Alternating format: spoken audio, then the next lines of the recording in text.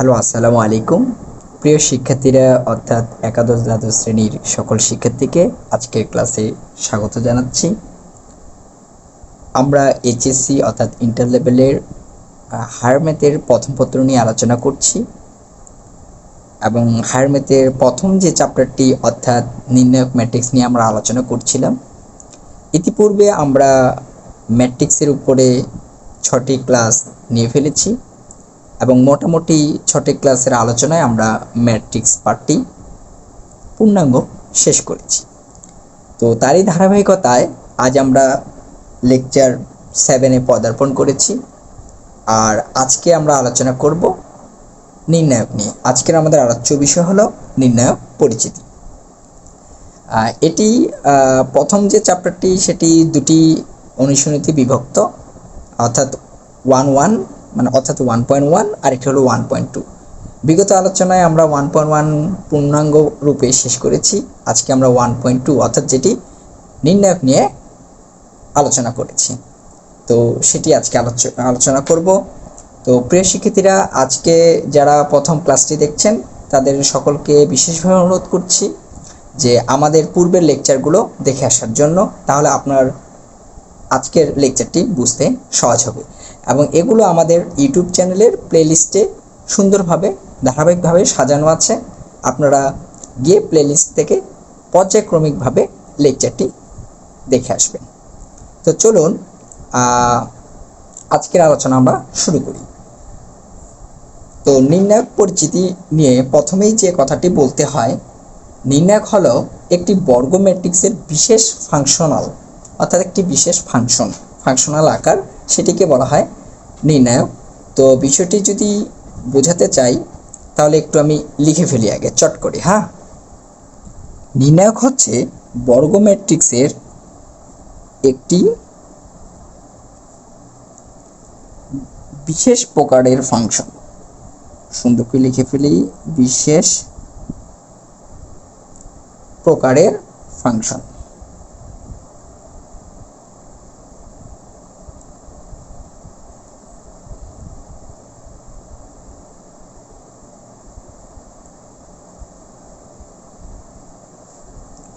আচ্ছা, আমি একটু ক্যামেরাটা ঠিক করে নিচ্ছি আপনাদের সুবিধার জন্য। ওকে, গুড। তাহলে কি বিষয়টি হলো, প্রথমে যে বিষয়টি দাঁড়ালো যে নির্ণায়ক হচ্ছে বর্গ ম্যাট্রিক্সের একটি বিশেষ ফাংশন। এখন কীরকম বিশেষ ফাংশন আর একটু যদি বলি, এটিকে এ বার বা ডিটারমিনেন্ট অফ এ দ্বারা প্রকাশ করা হয়। এটাও একই কথা, এটা দ্বারা প্রকাশ করা হয়। এটি তার একটি প্রতীক, প্রকাশ করা হয়ে থাকে আর কি, প্রকাশ করা হয়। অর্থাৎ এই দুটো বার চিহ্ন, তার ভেতরে এ, যেখানে এ হলো একটি ম্যাট্রিক্স। শুধু ম্যাট্রিক্স নয়, এটি অবশ্যই একটি কি হতে হবে, বর্গ ম্যাট্রিক্স। বিষয়টি বোঝার জন্য আমরা একটু উদাহরণ দিই। যেমন আমরা বিগত আলোচনায় এরকম করেছি, এ বি সি ডি, এটি একটি ম্যাট্রিক্স। কিন্তু এখন নির্ণায়ক কি? নির্ণায়ক হলো এরকম, তখন আমাদের হবে এ বার, অর্থাৎ তখন চিহ্নটা হবে এরকম, এ বি সি ডি। অর্থাৎ এটি হলো আমাদের ম্যাট্রিক্স আকার, আর এটি হলো আমাদের নির্ণায়ক আকার। প্রিয় শিক্ষার্থীরা, ম্যাট্রিক্স এবং নির্ণায়কের সর্বপ্রথম পার্থক্যটি আশা করি সকলে বুঝে গেছেন। যে ম্যাট্রিক্সকে থার্ড ব্র্যাকেট দ্বারা প্রকাশ করা হতো, আমরা বিগত আলোচনা করেছি। আর ডিটারমিনার অর্থাৎ নির্ণায়ক এই বার চিহ্ন দ্বারা প্রকাশ করা হয়ে থাকে। তবে নির্ণায়কের অবশ্যই একটি কি আছে, সহজাত মান রয়েছে। তবে এটি মূলত এসেছে কিভাবে বা কোথা থেকে সেটি একটু আমরা বলি। মূলত ডিটারমিনার অর্থাৎ নির্ণায়কটি, এটি সাধারণত আমরা বীজগণিতিক যে কিছু সমীকরণ আছে, এরকম যদি কোনো ইকুয়েশন হয়, যেরকম এ এক্স প্লাস বি ওয়াই, এটা ধরলাম a1 এটা b1 ইজ ইকুয়াল টু 0, এটা একটা ইকুয়েশন। এরকম একটা ইকুয়েশন আমরা ধরলাম একটি বীজগণিতিক সমীকরণ। আরেকটি ধরি a2x প্লাস b2y, এটাও একটা বীজগণিতিক সমীকরণ। মূলত এই সমীকরণগুলোকে অর্থাৎ এক্স ওয়াই চলকের যে কোএফিসিয়েন্ট অর্থাৎ সহগগুলো রয়েছে সেই সহগগুলো দ্বারাই একটা ডিটারমিনার বা নির্ণায়ক গঠন করা যায়। অর্থাৎ কীরকম, নির্ণায়কটা এরকম, এই দুটোকে নিয়ে যদি কাজ করি, একটু এখানেই লিখে দিচ্ছি, তাহলে আমরা বলতে পারি a1 এটা হলো a2, একটি b1 একটা b2, অর্থাৎ এই যে আমাদের কি হয়ে গেল, একটি নির্ণায়ক গঠন হয়ে গেল। তাহলে নির্ণায়ক গঠিত হচ্ছে মূলত চলকের বীজগণিতিক যে চলক সেই চলকের কোএফিসিয়েন্ট অর্থাৎ সহগগুলো দ্বারা। ওকে, এটা থেকে মূলত এইভাবে এই কাজটি করতে হয়। তো যাই হোক, আমরা ম্যাট্রিক্সের সাথে রিলেটেড করে আমরা নির্ণায়ক শিখব। তাহলে ম্যাট্রিক্স থার্ড ব্র্যাকেট দ্বারা প্রকাশ করা হতো আর নির্ণায়ক একটা বার সাইন দ্বারা প্রকাশ করা হবে। তো এই নির্ণায়কের নির্দিষ্ট মান রয়েছে, কি রয়েছে, মান। তো চলুন এবার নির্ণায়কের মান নিয়ে একটু আলোচনা করি। যেমন আমি একটু ক্যামেরা আরও নিচে নামিয়ে নিচ্ছি, ধরছি এ একটা ম্যাট্রিক্স, আমাদের এটাই ছিল ম্যাট্রিক্স, যেহেতু এ বি সি ডি এটি আমাদের ম্যাট্রিক্স, 2 সারি 2 কলাম, আমরা অবশ্যই বর্গ ম্যাট্রিক্স। এখন এর নির্ণায়ক করব অর্থাৎ এর মান করব। তাহলে মান বলতে তখন আমরা বুঝবো এরকম, তখন বিষয়টা এরকম ছিল আমাদের A B C D, suppose এটাই।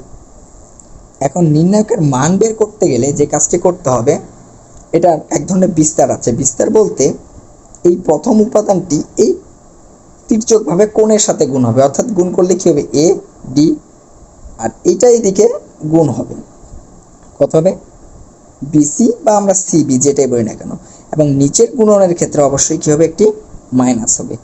এটাই হলো নির্ণায়কের মান নির্ণয়ের পদ্ধতি। তাহলে কি, নির্ণায়কের মান। প্রিয় শিক্ষার্থীরা, আশা করি বিষয়টি বুঝেছি। দেখি 2 সারিতে এরকম, অর্থাৎ এটা এদিকে গুণ হবে আর নিচের এটা যখন গুণ হবে তখন কি হবে, সূত্রের একটি মাইনাস কাউন্ট করতে হবে। এটি হলো কি, নির্ণায়কের মান। ওকে, তাহলে একটু বিস্তারিতভাবে যদি বলি, প্রিয় শিক্ষার্থীরা, আমরা নির্ণায়কের মান এবং বিস্তার নিয়ে একটু বিশদ আলোচনা করব। আচ্ছা, তো নির্ণায়ক তো আমরা বুঝে গিয়েছি যে একটা বার্নস্টাইন দ্বারা হবে, অর্থাৎ আমরা ধরতেছি এরকম, আমরা ধরে নিচ্ছি এই একটি নির্ণায়ক। বিষয়টা এরকম দেই, a1 b1 c1, a2 b2 c2, a3 b3 c3, অর্থাৎ এটি মূলত একটি 3 সারি 3 কলাম বিশিষ্ট একটি বর্গ ম্যাট্রিক্স ছিল। সেটিরে আমরা এখন কি বের করব, নির্ণায়ক অর্থাৎ ডিটারমিনার বের করব। তাহলে কিছুক্ষণ পূর্বে মানে ইতিপূর্বে আমরা 2 সারি 2 কলামের একটি ডিটারমিনার বের করা শিখেছি। এবার 3 সারি 3 কলামের নির্ণায়কের মান অর্থাৎ বিস্তার করা শিখব। এটি খুবই গুরুত্বপূর্ণ বিষয়, এই আমাদের এই চ্যাপ্টারটির জন্য সবচেয়ে গুরুত্বপূর্ণ বা ইম্পর্টেন্ট বিষয়। তো এই বিস্তারের নিয়মটি খুব ভালোভাবে লক্ষ্য করবেন প্রিয় শিক্ষার্থীরা। এখানে a1 হলো প্রথম সারি এবং প্রথম কলামের উপাদান। যখন আমি a1 কে নিয়ে কাজ করব, বিস্তারের নিয়মটা বলি, a1 কে নিয়ে যখন কাজ করব, এই যে a1 লিখতে হবে, তখন প্রথম সারি প্রথম কলামটা আমাদের বাদ, অর্থাৎ প্রথম সারি এবং প্রথম কলামটা আমাদের বাদ দিয়ে বিবেচনা করতে হবে। এখন আপনাদের বোঝানোর সুবিধার্থে আমি এক কাজ করি, এই দেখুন, এই সারিটা আর এই কলামটা আমরা বাদ দিয়ে দিব, যেহেতু আমি a1 নিয়ে কাজ করছি। তাহলে প্রথম সারি প্রথম কলাম বাদ দিলে বাকি থাকে কি, এই 4টি উপাদান, এই 4টি উপাদান নিয়ে কাজ করতে হবে। অর্থাৎ বিষয়টি কি দাঁড়ালো, এই যে প্রথম সারি প্রথম কলাম আমাদের বাদ, তাহলে বাকি থাকে এই 4টি উপাদান। এই 4টি উপাদান তখন এখানে কাজ করতে হবে। অর্থাৎ এই ঘটনাটার প্রেক্ষিতে আমি বলতে পারি বিষয়টা আশা করি বিষয়টা বুঝেছেন। এই প্রথম সারি প্রথম কলাম বাদ এই 4টি উপাদান থাকবে, তখন এই B1টা C3-র সাথে গুণ হবে, এই B2টা C3-র সাথে গুণ হবে, অর্থাৎ এরকম B2 C3, আর এটা এখানে গুণ হবে, কিন্তু এই নিচের গুণের ক্ষেত্রে আমরা সূত্রেরই একটা কি ইউজ করব, মাইনাস ইউজ করব, অর্থাৎ B3 C2। এটা হলো প্রথম সারি প্রথম কলামকে নিয়ে যখন কাজ করেছি। এরপরে আমাদের B1কে নিয়েও কাজ করতে হবে। যখন আমরা B1কে নিয়ে আবার কাজ করব, এরকম B1, ওকে, আর B1 এর ক্ষেত্রে অবশ্যই একটি সূত্রেরই মাইনাস প্রয়োগ হবে, B1 এর ক্ষেত্রে সূত্রটির একটি মাইনাস আসবে, এবং B1 নিয়ে যখন কাজ করব তখন B1 এর সারি এবং কলাম বাদ যাবে, অর্থাৎ B1 এর সারি হলো এটা B1 এর সারি, আর B1 এর কলামও বাদ। তাহলে পড়ে থাকবে কি, এই সারি এবং কলাম যদি বাদ হয়ে যায় তাহলে B1 এর পড়ে থাকবে এই 4টি উপাদান, 1 2 3 4। এখন এই 4টি উপাদান নিয়ে আমাদের কাজ করতে হবে, অর্থাৎ সারি এবং কলাম বাদ গেলে এই দুটি আর এই দুটি পড়ে থাকবে, অর্থাৎ A1টা C3-র সাথে গুণ হবে, অর্থাৎ এরকম A2 C3, আর এটার সাথে গুণ হয়ে হবে মাইনাস A3 C2। ওকে, বিষয়টি আশা করি বোঝা যাচ্ছে। আমি একটু টিক করে নিই। ওকে, এখন বাকি রইল C1 এর ক্ষেত্রে আবার প্লাস, অর্থাৎ একটি প্লাস একটি মাইনাস আবার আরেকটি প্লাস, অর্থাৎ প্লাস মাইনাস প্লাস। যখন C1 কাজ করব, প্রিয় শিক্ষার্থীরা, আশা করি আপনারা নিজেরা একটু আন্দাজ করতে পারছেন যে C1 নিয়ে কাজ করলে C1 এর সারি এবং কলামটি বাদ, তাহলে পড়ে থাকবে 4টি উপাদান। তাহলে এটার সাথে গুণ, কিন্তু এটার সাথে গুণের ক্ষেত্রে একটি মাইনাস ব্যবহার করব, তাই তো? তাহলে আসুন সুস্পষ্টভাবে লিখি। তাহলে C1 এর ক্ষেত্রে সারি এবং কলামটি বাদ, এটা এখানে গুণ হয়ে যাবে, তাহলে এটা এখানে গুণ হলে কি হবে, A2 B3, আর এটা এখানে গুণ হবে মাইনাস সূত্রেরই A3 B2। ওকে, এটাই মূলত বিস্তার।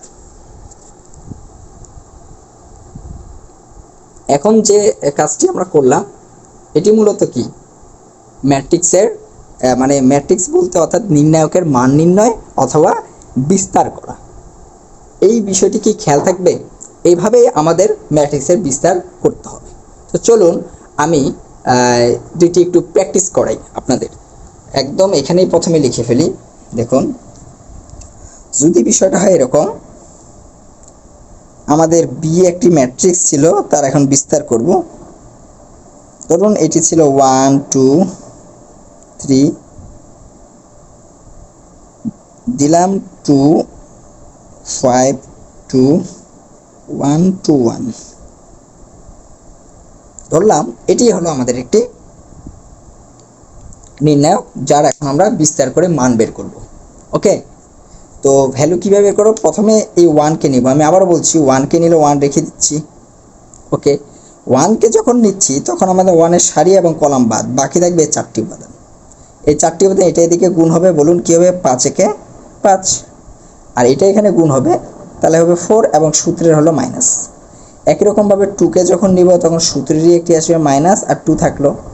2কে যখন নিচ্ছি তখন তার সারি এবং তার কলাম বাদ, এই 2 এই 1-এর সাথে গুণ হবে, তাহলে কত হয়ে যাবে, 2, সারি কলাম বাদ দেওয়ার পরে এই 1টা এই 2-র সাথে গুণ হবে, কোন একটি গুণ, তাহলে কত হবে, -2। ওকে, একই রকমভাবে আমরা কাকে নিয়ে কাজ করব, 3কে নিয়ে। এই 3-র সময় তার সারি কলামটা বাদ যাবে, থাকবে হলো 4টি উপাদান।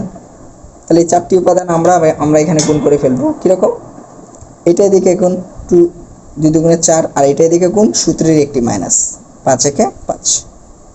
ওকে, তো এখন যদি এটাকে জাস্ট আমরা হাতে ক্যালকুলেশন করে ফেলি, আমাদের অঙ্ক হয়ে যাবে। এটা কত থাকে, 1-এর সাথে 1 গুণ করলে 1, খুব ভালো কথা। এখানে থাকে হলো কত, 0, 0-র সাথে যদি 2 গুণ করি তাহলে কী হবে, 0ই হবে।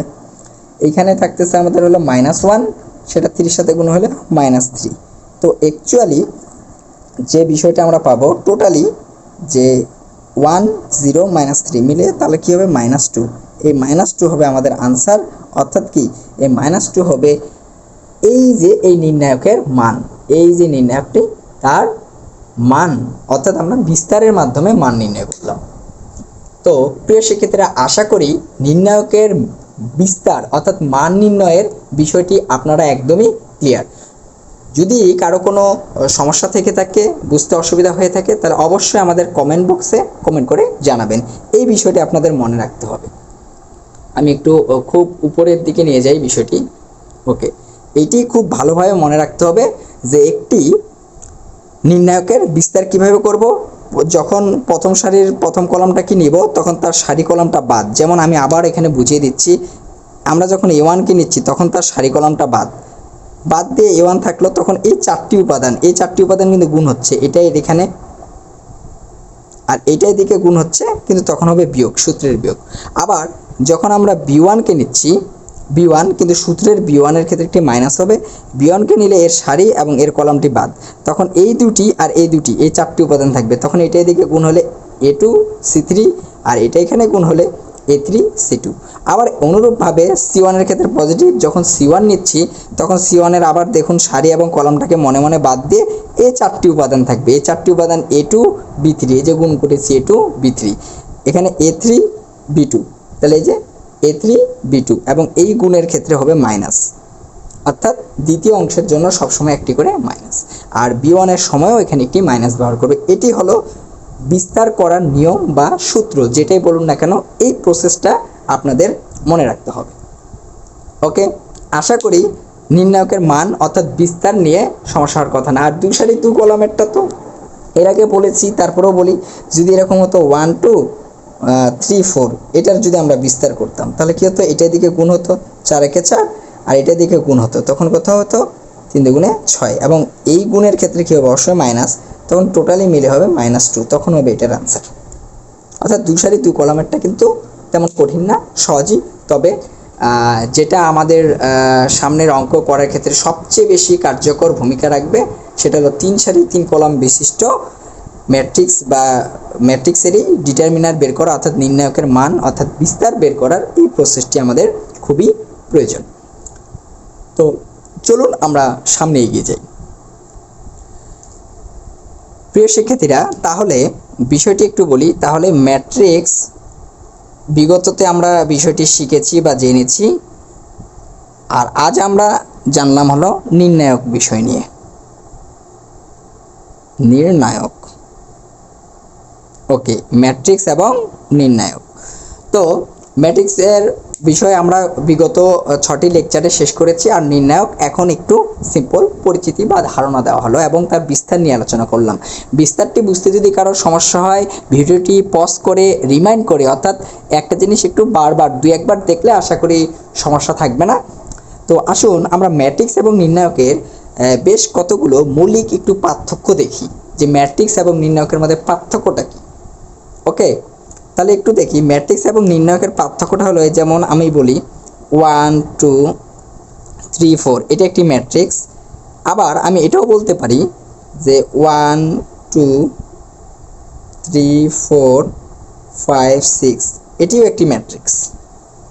ওকে, এগুলো সাধারণত আমাদের ম্যাট্রিক্স, এবং ম্যাট্রিক্সকে কি করা হয়, তৃতীয় বন্ধনী দ্বারা প্রকাশ করা হয়। কিন্তু নির্ণায়ক বিষয়টা কি, নির্ণায়কটা হলো এরকম, যেমন এটাকে বার দিতে হবে 1 2 3 4, অর্থাৎ বার দিতে হবে, অর্থাৎ থার্ড ব্র্যাকেটের ব্যবহার করা যাবে না।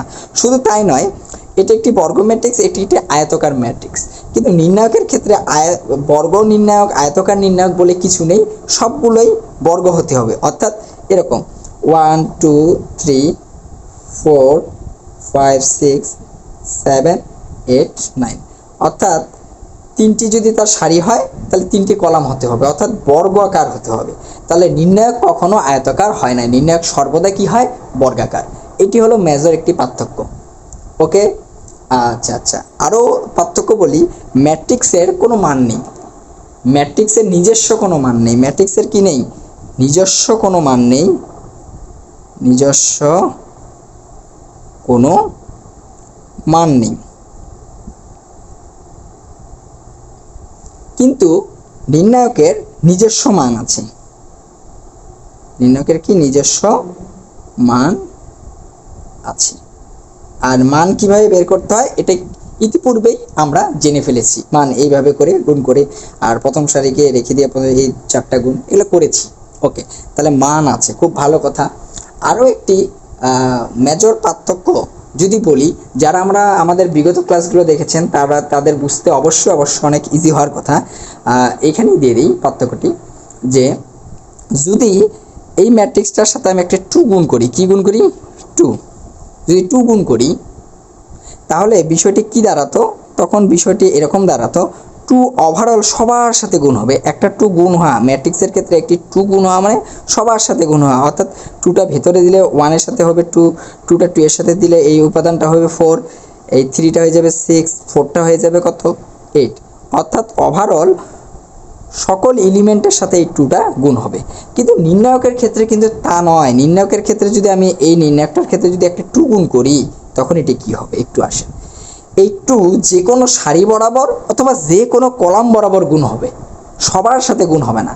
যেমন আমি এটাকে এভাবে করে লিখতে পারি, মনে করেন আমি প্রথম সারি বরাবর গুণ করে দিলাম, তাহলে 2 একে 2, আবার 2 দুগুণে 4, আর নিচে যে 3 ছিল 4 ছিল এটা যা আছে সেটাই থেকে যাবে, অর্থাৎ বাকিগুলোর সাথে গুণ হলো না। অর্থাৎ আমি কি করেছি, এই 2টাকে প্রথম সারিটার সাথে শুধু গুণ করেছি। শুধু তাই না, আমরা ইচ্ছা করলে এটাকে প্রথম সারি না, আমি দ্বিতীয় সারির সাথে গুণ করে দিতে পারতাম, তাহলে তখন আমার আবার প্রথম সারিটা যা আছে তাই 1 2 থেকে যেত, দ্বিতীয়টার সাথে আমি 2 গুণ করে দিতে পারতাম, অর্থাৎ এখানে হয়ে যেত 6 আর এখানে হয়তো 8, এরকম। অর্থাৎ যে কোনো একটি সারির সাথে গুণ করা যাবে। শুধু তাই নয়, যে কোনো সারি শুধু নয়, এটা কলাম বরাবরও আমরা গুণ করতে পারতাম। কীরকম, এই 2টাকে আমি প্রথম কলাম বরাবর গুণ করব, তাহলে 1 এর সাথে দিলে 2 হবে, 3 এর কাছে দিলে হবে 6, আর বাকি কলামটা আমার ঠিক থাকবে, অর্থাৎ 2 4। আমি ইচ্ছা করলে দ্বিতীয় কলামের সাথেও গুণ করতে পারতাম। দ্বিতীয় কলামের সাথে গুণ করলে বিষয়টা হতো এরকম যে আমার 1 3টা ঠিক থাকতো, এই 2টা পরের কলামটার সাথে গুণ হলে হতো 4, এই 4 এর সাথে হতো 8, অর্থাৎ নানাভাবে করা যায়। তো ওভারঅল যে বিষয়টি, কথাটা হলো এটাই, পার্থক্যের কথাটা এটাই, যে ম্যাট্রিক্সের ক্ষেত্রে কোনো কিছু গুণ হলে সেটি সকল এলিমেন্টের সাথে গুণ হবে, অর্থাৎ প্রতিটি উপাদানের সাথে গুণ করতে হবে। এটা আমরা বিগততেও জেনেছি, তবে আবারও বললাম যে সবার সাথে গুণ হবে। কিন্তু নির্ণায়কের ক্ষেত্রে কি, কোনো কিছু যদি গুণ করতে হয় তাহলে সেটা যে কোনো একটি সারি বরাবর অথবা যে কোনো একটি কলাম বরাবর যাবে। একটি যদি সারিতে দেই তাহলে এই প্রথম সারি দিলে প্রথম সারি দিলেই শেষ, আর কাউকে দেওয়া যাবে না, আর বাকি উপাদানগুলো রয়ে যাবে আগের মতোই। আবার যদি দ্বিতীয় সারিকে দেই তাহলে প্রথম সারিটি যা আছে তাই থেকে যাবে। আমরা সারি শুধু না, আমরা কলাম বরাবরও দিতে পারবো। কলাম বরাবর দিলে কোনো সমস্যা নেই, যেরকম যে কোনো একটি কলাম, এই প্রথমে এই কলামে দিয়েছি, বাকিটা ছিল, যে কোনো একটি কলাম অথবা যে কোনো একটি সারি বরাবর গুণ করতে হবে। আশা করি বিষয়টি বুঝতে পেরেছেন।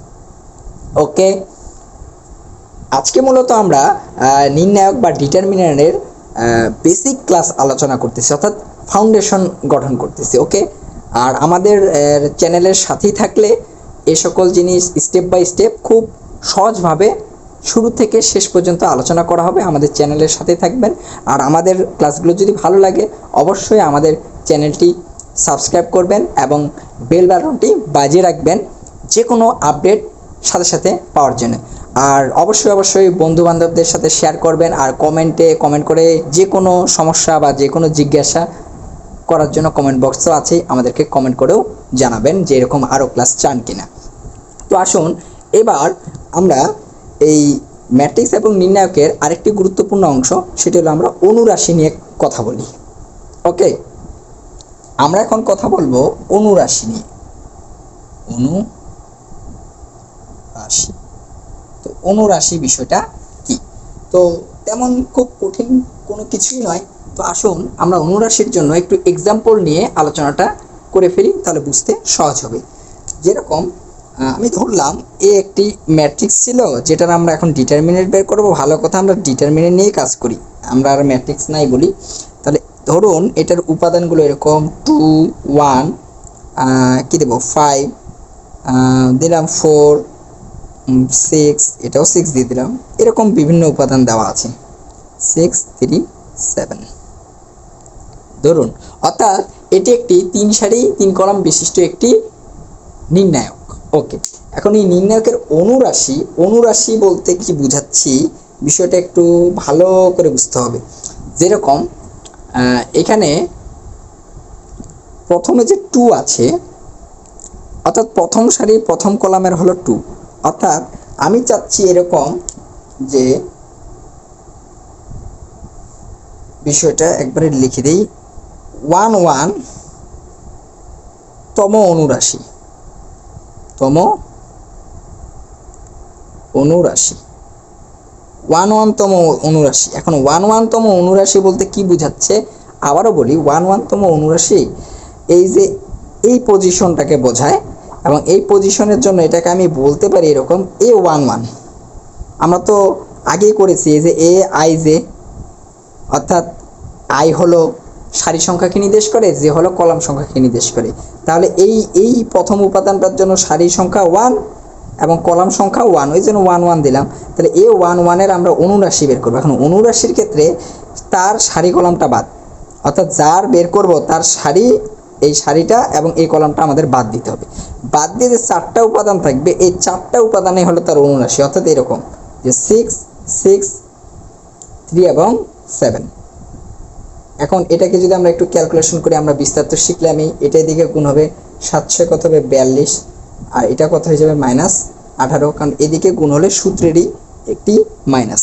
তাহলে অ্যাকচুয়ালি টোটালি যখন আমরা এটা ক্যালকুলেশন করে ফেলবো, ক্যালকুলেট, তখন আমাদের মানটি কত আসবে, প্রিয় শিক্ষার্থীরা বলে ফেলুন 24। এই 24 হলো 11 তম অনুরাশি।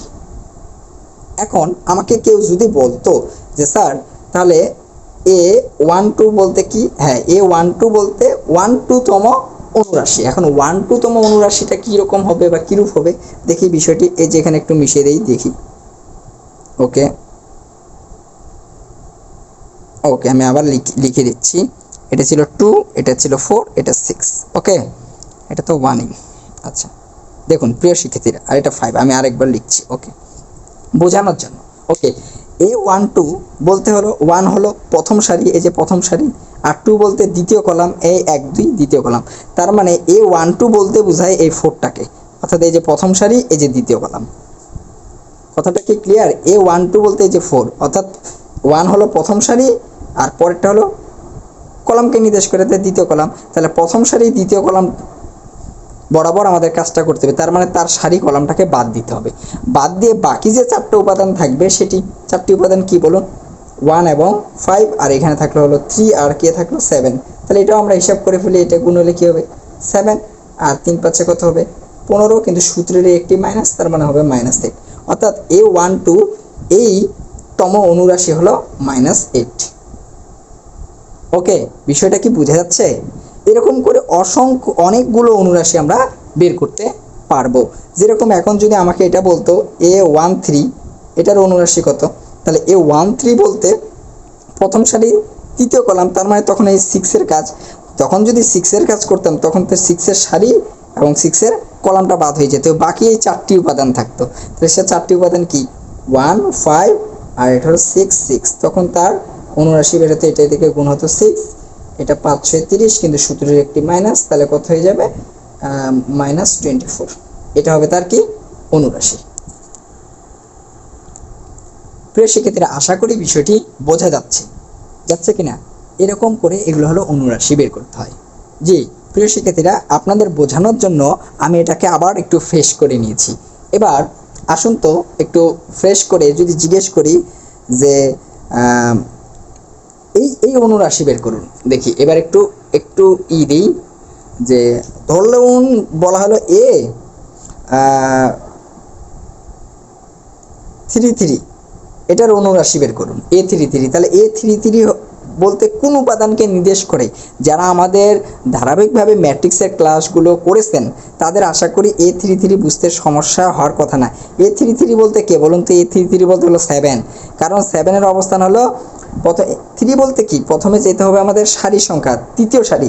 তাহলে 1 2 3 এটা তৃতীয় সারি, আবার 3 এটা হলো কলাম সংখ্যা, 1 2 3 তৃতীয় কলাম, অর্থাৎ তৃতীয় সারি তৃতীয় কলামে অবস্থান করতেছে 7।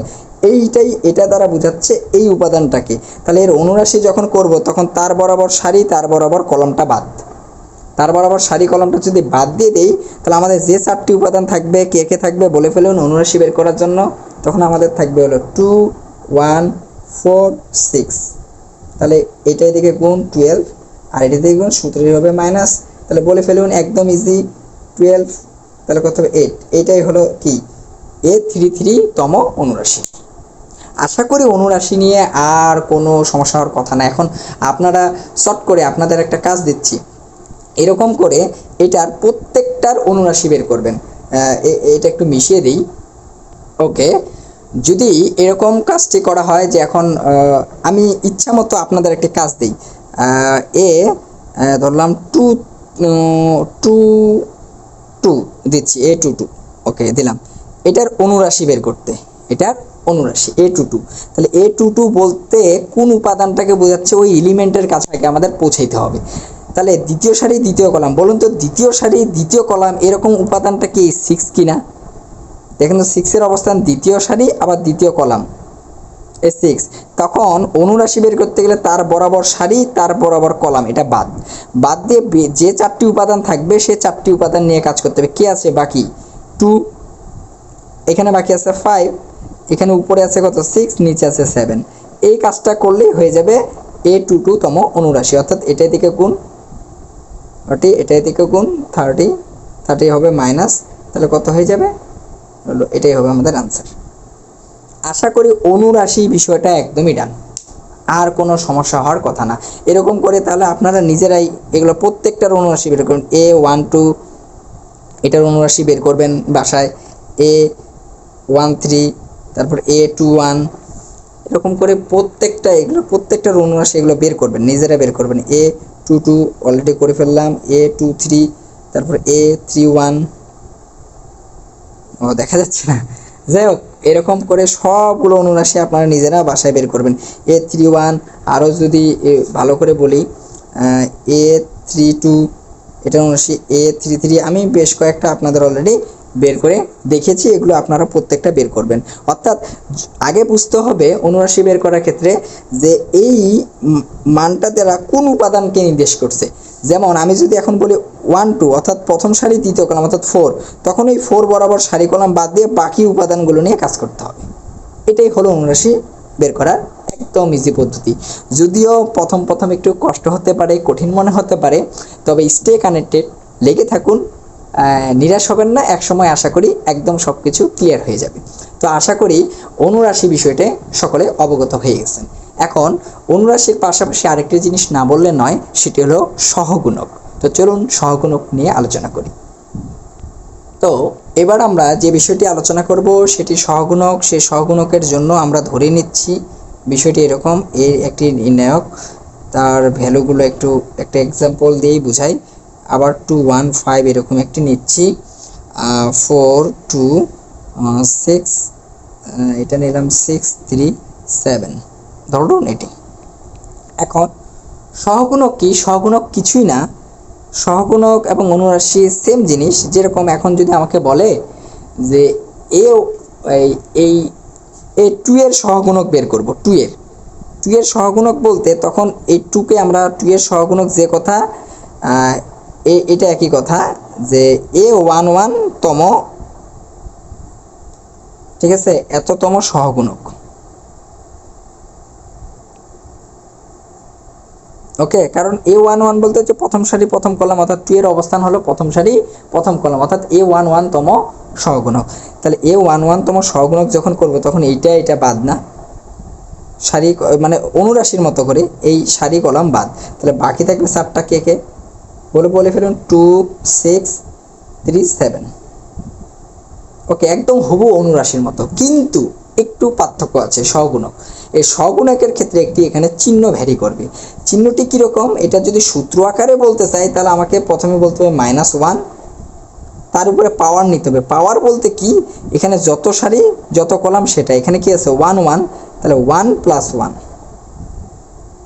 অর্থাৎ যদি আমরা এটাকে একটু ব্রড আকারে একটু ক্যালকুলেশনও করি তাহলে একটু বুঝি, -1 এর উপরে 1 + 1 মানে 2, -1 এর উপরে জোড় সংখ্যা, তখন এটি প্লাস হয়ে যাবে।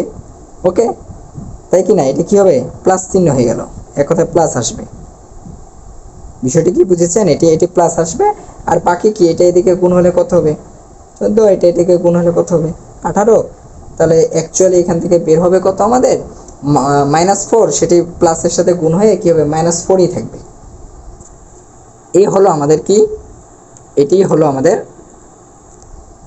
সহগুণক। অর্থাৎ সহগুণকের ক্ষেত্রে একটা একটা সাইন ভ্যারি করে। সাইনটা আবারও বলি, অনুরাশির মতোই যখন বের করব তার সারি কলম বাদ, যদি আমি 7 বের করতাম তাহলে 7 এই সারি কলম বাদ দিয়ে এই 4টিকে নিতাম, যদি আমি 4 বের করতাম তাহলে এই সারি কলম বাদ দিয়ে এই দুটো আর এই দুটোকে নিয়ে কাজ করতাম। কিন্তু এখানে জাস্ট একটি চিহ্নর খেলা। চিহ্নটা কি এবার বলি, আবার বলি, -1 তার উপরে হবে i প্লাস জে। বিষয়টি এরকম, i প্লাস জে। আর i প্লাস জেটা কি এরকম, এই যে আমরা তো যারা একদম ফার্স্ট ক্লাস থেকে করতেছে, এই যে এ আই জে, আই হলো সারি সংখ্যা, জে হলো কলাম সংখ্যা। যেমন এখানে 1 1, তাহলে আই এর মান হলো 1, ওই জন্য 1 দিয়েছি, জে এর মান 1, এই যে 1 দিয়েছি। এখন সাপোজ আমি এই 6-এরটা বের করব, প্রিয় শিক্ষার্থীরা দেখুন তাহলে বুঝতে পারবেন। এই 6-এরটা বের করব, 6-এর সহগুণক। তাহলে 6 যে উপাদানটা তার যে সহগুণক বের করব, সেক্ষেত্রে একটু বলুন তো 6-এর অবস্থান কত? তাহলে আমাকে কি বের করতে হবে? তাহলে আমাকে বের করতে হবে এ, 6-এর অবস্থান হলো প্রথম সারি 1, আর 6-এর অবস্থান কলাম অনুসারে 3, অর্থাৎ এ 1 3 এততম সহগুণক, এততম সহগুণক।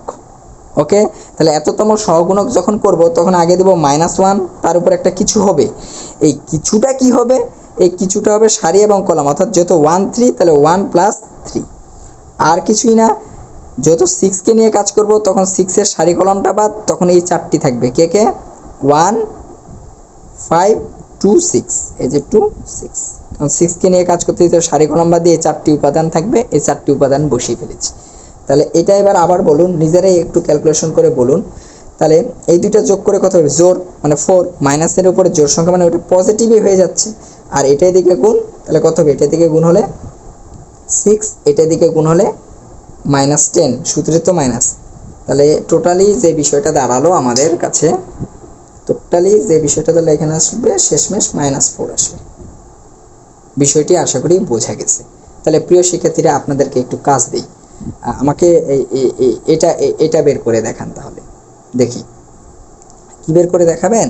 এ 2 1, ঠিক আছে, এততম সহগুণক, এততম সহগুণক। প্রিয় শিক্ষার্থীরা a1 এততম সহগুণক, এটা বের করুন। তাহলে এটা বের করার জন্য ফার্স্ট অফ অল কি করবেন বলে ফেলুন। -1 তার উপরে হবে যে 2 প্লাস যেটা এটা 1।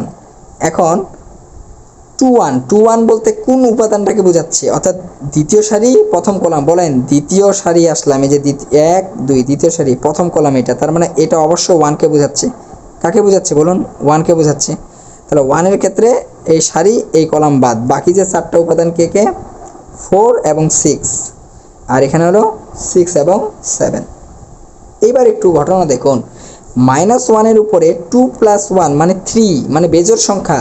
মাইনাসের উপরে বেজোড় সংখ্যা থাকলে মাইনাস চিহ্ন কিন্তু ভ্যানিশ হয় না, অর্থাৎ তখন এই টোটালটা দাঁড়াবে একটি মাইনাস, আর ভেতরে 4 সাথে কত 28, আর এটা কত হবে -36, কারণ এটার ক্ষেত্রে সূত্রের একটি মাইনাস।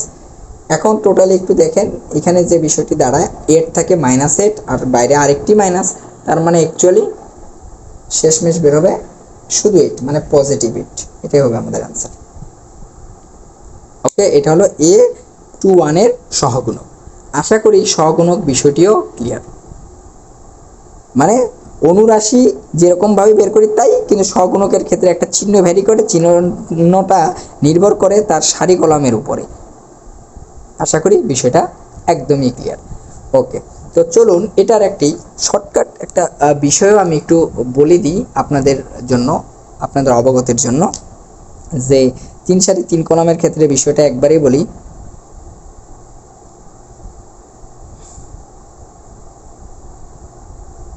এই যে একটু বলেই দিই, দেখেন একটু সংক্ষেপে যদি বলি, যে অনুরাশির ক্ষেত্রে প্রথম উপাদানের জন্য প্লাস করতে হবে, দেখুন তো প্লাস আসছে কিনা। দ্বিতীয়টার জন্য যখন আমরা 4কে নিয়ে কাজ করব তখন এমনিতে অটোমেটিক্যালি মাইনাস চলে আসবে, মানে একটি প্লাস একটি minus, plus minus plus minus plus minus plus, অর্থাৎ একটা প্লাস একটা মাইনাস একটা প্লাস একটা মাইনাস করে এগোবে। যেরকম আমরা এই কিছুক্ষণ আগে এই এটাকে নিয়ে কাজ করছি, এই যে 2 1, এই কোথায় গেল, এই যেমন এই যে 2 1কে নিয়ে কাজ করছি না, 2 1, এই 2 1 বলতে কোনটা? এই যে এই 1কে, অর্থাৎ দ্বিতীয় সারি প্রথম কলাম অর্থাৎ এই ওয়ানটাকে। তো এইটার দেখুন তো এখানে কি আছে, দেখুন তো চিহ্নটা মাইনাস, দেখুন তো কাজের ক্ষেত্রে আমাদের মাইনাস আসছে কিনা, যে মাইনাস চলে আসছে, অর্থাৎ সরাসরি আমরা মাইনাসটা ব্যবহার করেও করতে পারি। ওকে, তাহলে আমরা এইভাবে করে মনে রাখতে পারি এই ক্ষেত্রে। যেমন এখন যদি আমাকে এই নিচের এই 5-এর কথা বলে, এই 5টার অনুরাশি বের করতে বলে, তাহলে 5-এর অনুরাশি দেখেন তো 5 এই অবস্থানে আছে, তার মানে আমি প্রথমেই দিয়ে দেবো পজিটিভ মানে প্লাস, এবং তারপরে কি 5-এর ক্ষেত্রে সারি কলাম বাদ দিয়ে বাকি উপাদানগুলো থাকবে কে 4 2 আর একটা থাকবে 6 3, তখন এগুলো আমরা গুণ করে ফেলবো, মানে প্লাস আছে এটা হলো 12 আর এদিকে 12, মানে অ্যাকচুয়ালি টোটালি হয়ে যাবে 0। কথা ক্লিয়ার? এই যে এরকম করে মানে চিহ্নটা আগে থেকেও বের করে নেওয়া যায় যদি এইভাবে করে অনেকে মনে রাখেন, যে একটি প্লাস একটি মাইনাস, প্লাস মাইনাস করে যদি মনে রাখেন। তবে এটার সঠিক নিয়মটা হলো এরকম, যে সারি এবং কলাম সংখ্যাটার উপর নির্ভর করে মাইনাস চিহ্নটা পজিটিভ হয় আবার নেগেটিভ হয়। পজিটিভ কখন হয়, দুইটার যোগফল যখন কী হবে ধনাত্মক তখন পজিটিভ, আবার নেগেটিভ কখন হচ্ছে, নেগেটিভ হচ্ছে দুইটার যোগফল যখন কি বেজোড় তখনই একটা কি আসতেছে মাইনাস আসতেছে। আশা করি প্রিয় শিক্ষার্থীরা সহগুণক বিষয়টি অতি সুন্দর এবং চমৎকারভাবে আপনারা বুঝে গিয়েছেন, এতে আর কোনো সমস্যা থাকার প্রশ্নই আসে না। তারপরেও যদি কোনো সমস্যা থাকে আপনারা ভিডিওটি রিমাইন্ড করে দেখবেন। ওকে, তো প্রিয় শিক্ষার্থীরা আজকে আমরা নির্ণায়কের পরিচিতি নিয়ে আলোচনা করলাম এবং ছোটোখাটো কিছু বেসিক মেথডও বিষয় আলোচনা করেছি। তবে এগুলো মাথায় রাখতে হবে এবং আপনাদের আমি কিছু বাড়ির কাজ দিতে চাই, আজকের আলোচনার উপর বেস করে কিছু বাড়ির কাজ দিতে চাই। এটা যে কোনো প্রকাশনীর বই হলেই হবে, তবে আমি রূপন্তী প্রকাশনীর থেকে আমি বলতেছি অনুশীলনী, আপনাদের রূপন্তী প্রকাশনীর অনুশীলনী 1-2 এই অনুশীলনীর আপনারা বই খোলার পর 1 নম্বরের প্রতিটি ম্যাথ আপনারা করতে পারবেন। 1 নম্বরে 4-5টি ম্যাথ আছে, অর্থাৎ এগুলো মান নির্ণয় করতে বলেছে। 1 নম্বরের অঙ্কগুলো কি নির্ণয়, মান নির্ণয়। এখন মান নির্ণয় বলতে কি, ওই যে নির্ণায়কের মান নির্ণয় অর্থাৎ বিস্তার পদ্ধতিতে আমরা মান নির্ণয়গুলো করে ফেলবো। ওকে, মান নির্ণয় এখানে বেশ কয়েকটা ম্যাথ আছে, এই ম্যাথগুলো আপনারা মান নির্ণয় আকারে করে ফেলবেন। যাদের রূপন্তী বই আছে, আর রূপন্তী বই যাদের নেই, অন্য বই কোনো সমস্যা নেই, ওই বইয়ের মধ্যে দেখবেন যে অঙ্কগুলো এরকম আর কি, যে 1 2 3 4 5 6 এরকম করে বিভিন্ন মান দেওয়া সংখ্যা দেওয়া আছে, এটার মান নির্ণয় করতে বলছে। তখন আপনারা কি করবেন, তখন আপনারা এগুলো বিস্তারের সাথে মান নির্ণয় করবেন, অর্থাৎ 1কে রাখবেন, তখন সারি কলাম বাদ গিয়ে এটা এদিকে গুণ, এই যে বিস্তারের মাধ্যমে, তারপর এটার ক্ষেত্রে মাইনাস, অর্থাৎ বিস্তারের মাধ্যমে অঙ্কগুলো সমাধান করবেন 1 নম্বরের এগুলো। তো ঠিক আছে, আমরা আজকের ক্লাসটি আর দীর্ঘায়িত করছি না, ঠিক আছে, এমনিতেই মোটামুটি ক্লাসটি হয়ে গেছে অনেকটুকু। তো নেক্সট অর্থাৎ আগামী ক্লাসে আমরা নির্ণায়কের কিছু বৈশিষ্ট্য নিয়ে আলোচনা করব, যেগুলো আমাদের পরবর্তীতে ম্যাথ সমস্যা সমাধানের ক্ষেত্রে খুবই কাজে লাগবে। তো আশা করি নেক্সট ক্লাসে আশায় আজ আর কথা বাড়াবো না। তবে যাওয়ার আগে আরেকবার বলছি যে আমাদের ক্লাসগুলো কেমন লাগছে এগুলো অবশ্যই আমাদের কমেন্ট বক্সে কমেন্ট করে জানাবেন, আরও বেশি ক্লাস চান কিনা। আর অবশ্যই আমাদের চ্যানেলটি সাবস্ক্রাইব করবেন এবং বেল বাটনটি বাজিয়ে রাখবেন যে কোনো আপডেটের জন্য। তো ঠিক আছে, আজ আর কথা না বাড়িয়ে সকলের সুস্বাস্থ্য কামনা করে আজ এখানেই শেষ করছি। সকলে ভালো থাকবেন। আসসালামু আলাইকুম ওয়া রাহমাতুল্লাহি।